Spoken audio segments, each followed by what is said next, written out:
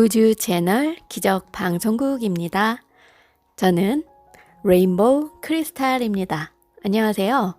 오늘 지금 이 순간 우리 우주님들과 함께 공유하고 싶은 내용이 있어서 이렇게 갑자기 녹음을 키웁니다. 여러분, 오늘은 금요일이에요. 행복한 시간이 계속 됩니다. 너무나 요새는 소중한 시간들, 소중한 공간에서 일한다는 거, 그리고 새로 오는 우주님들과 함께 이렇게 대화한다는 것 자체가 너무너무 소중한 시간이에요. 계속 반복되네요. 소중한 시간이 반복됩니다. 오늘 준비한 책은 나는 둔감하게 살기로 했다. 초조해하지 않고 나답게 사는 법인데 와타나베 주니치 지음, 정세영 옮김, 다산초당 출판사입니다. 첫 번째 장과 두 번째 장에서 둔감력의 중요성에 관해 이야기했습니다. 둔감한 마음을 가진 사람은 비인격적인 상사의 모독에도 습관적으로 튀어나오는 노 교수의 잔소리에도 정신이 흔들리지 않고 늘 중심을 유지한다 합니다. 사회적으로 성공한 사람들은 대부분 이렇게 둔감한 마음을 가지고 있습니다. 그래서 아무리 힘든 일이 생겨도 다시 일어서서 달릴 수 있습니다. 그럼 지금부터는 둔감한 마음, 즉 둔감력이 건강에 얼마나 유익한지 살펴보겠습니다. 마음이 건강한 사람은 혈관도 잘생겼다. 원활한 혈액순환은 건강의 첫 번째 조건입니다. 이는 사람뿐 아니라 세상의 모든 생물이 마찬가지인데 피가 막힘없이 잘 흘러서 맑은 상태를 유지해야 다른 장기들도 제 기능을 발휘합니다. 그러면 어떨 때 피의 흐름이 나빠질까요? 바로 혈관과 신경의 관계에 문제가 생겼을 때입니다. 인체의 혈관은 대부분 신경이 조절합니다. 이 신경을 보통 자율신경이라고 부르죠. 자율신경은 교감신경계와 부교감신경계로 나뉘는데 이 둘은 상반되게 작용합니다. 예컨대 교감신경은 사람이 긴장하고 흥분하고 불안 상태에 빠지면 혈관을 수축하고 혈압을 높입니다. 반대로 부교감신경은 혈관을 확장하고 이완시켜서 혈압이 낮아지도록 작용합니다. 교감신경과 부교감신경은 혈관에 바싹 붙어 있어 혈관에 강한 영향을 미칩니다. 그러므로 피가 부드럽게 흐르게 하려면 부교감신경이 지배하는 상태, 즉 교감신경이 작용하지 않는 상태를 유지해야 한다 합니다. 교감신경이 어떤 상황에서 작용하는지 궁금하시죠? 교감신경은 앞에서 말한 심리적 긴장이나 흥분, 불안 이외에도 불쾌감이나 분노, 미움, 추위 등을 느낄 때 활성화가 됩니다. 반대로 마음이 차분하고 편안한 상태, 예를 들어 즐거움을 느낄 때, 기분이 좋아서 웃을 때, 주위가 따뜻할 때는 부교감신경이 활성화되어서 혈관이 활짝 열립니다. 자, 그럼 여기까지 읽었다면 원활한 혈액순환에 무엇이 필요한지 자연스레 눈치챘을 겁니다. 예전에 어느 노인 요양시설에서 종종 개그맨을 초대해 즐거운 자리를 마련한다는 기사를 보았습니다. 다 함께 웃고 즐기며 부교감신경을 활성화시켜 각종 질병을 예방하는 게 그 요양시설의 목적이었습니다. 그만큼 혈액순환은 건강을 유지하는 데 매우 중요합니다. 그리고 피가 온몸 구석구석을 부드럽게 잘 흐르게 하는 가장 좋은 방법은 언제나 밝고 편안한 마음을 유지하는 것입니다. 당신의 속이 늘 답답하고 아픈 이유. 예전에는 위궤양의 원인이 과식이나 폭식 또는 폭음이라고 생각했습니다. 하지만 캐나다의 생리학자 한스 셀리에는 그 원인을 만성 스트레스 때문이라고 추측했습니다. 셀리에는 자신의 가설을 입증하기 위해 실험용 쥐 여러 마리를 춥고 어두운 곳에 가둔 뒤에 막대기로 찌르는 등 계속해서 불안하게 만들었습니다. 교감신경을 긴장시킨 것이죠.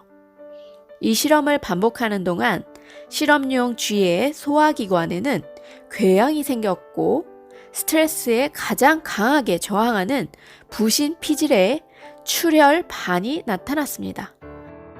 끊임없는 불안과 흥분으로 쥐의 위혈관이 좁아졌고 혈액의 흐름이 나빠지면서 위점막이 헐었으며 결국 움푹 파여서 위궤양이 생긴 것입니다.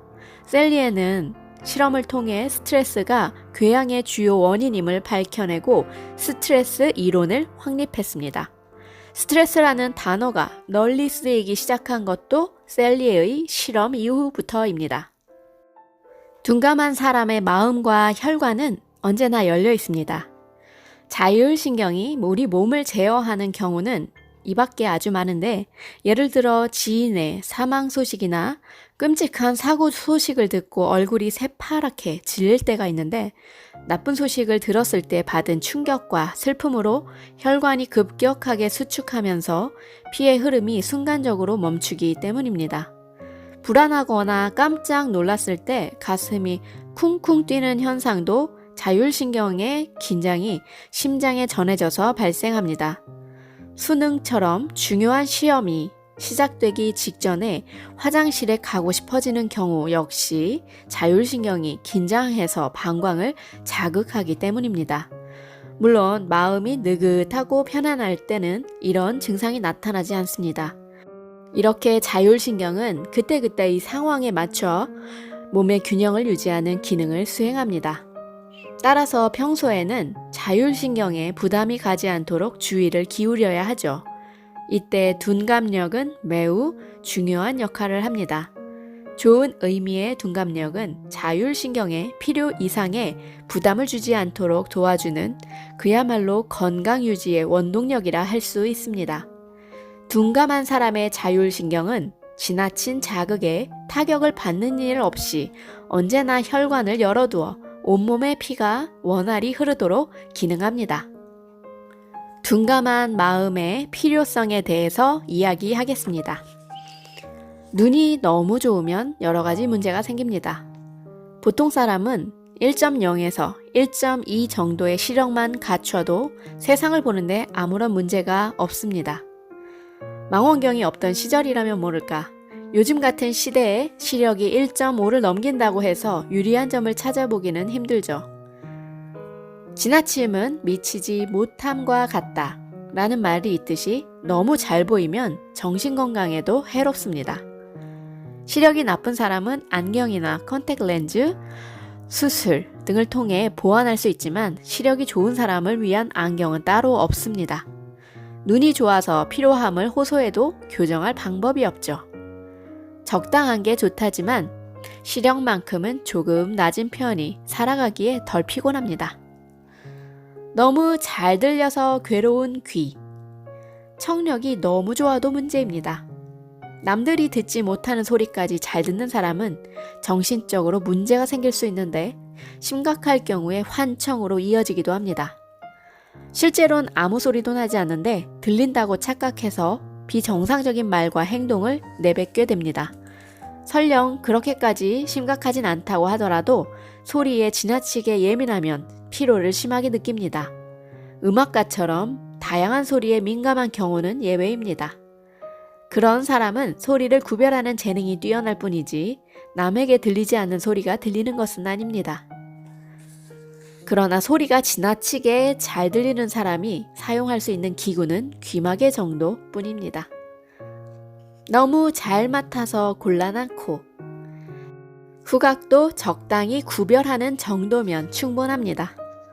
제가 아는 M이라는 여성은 후각이 매우 예민해서 고유한 냄새를 기억하고 구분할 수 있을 정도였습니다. 누군가 뒤에서 다가오면 누구누구시죠? 하고 100이면 100 다 알아맞혔죠.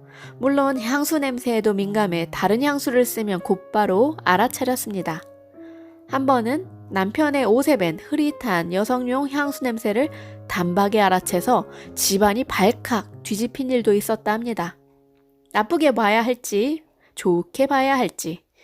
만약 냄새에 민감하지 않았다면 아무 일도 없었을 텐데 말이죠. 너무 잘 느껴서 못 먹는 입. 미각은 어릴 때부터 자주 먹던 음식 맛에 좌우되는 경향이 있습니다. 그러므로 어느 순간 잘 먹던 음식을 못 먹게 된다면 질병으로 미각에 이상이 생겼다고 의심해봐도 좋습니다. 물론 맛에 둔감한 사람도 계속 맛있는 음식을 먹다 보면 조금씩 미각이 발달해 입맛이 변할 수는 있습니다. 그래도 세상 살다 보면 입맛이 예민한 것보다는 약간 둔감한 편이 생활하기 편합니다. 너무 민감해서 고통이 큰 피부.